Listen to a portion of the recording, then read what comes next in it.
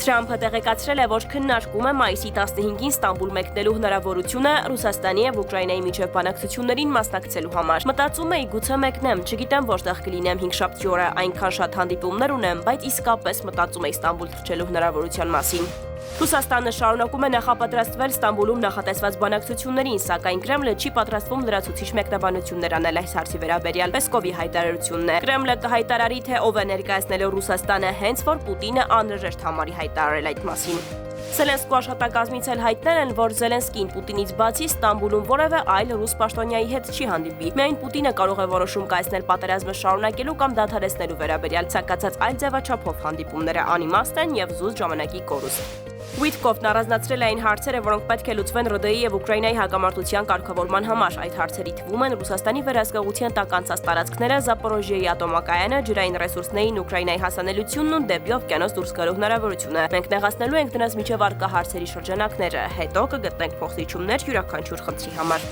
Թուրքիայի արտաքին գործերի նախարար Հական Ֆիդանը հեռախոսազրույց է ունեցել ԱՄՆ պետքարտուղար Մարկո Ռուբիոյի հետ։ Կողմերը քննարկել են երկկողմ հարցեր, տարածաշրջանային օրակարգ, այդ թվում Սիրիայում, Գազայում եւ Ուկրաինայում տիրող իրավիճակը։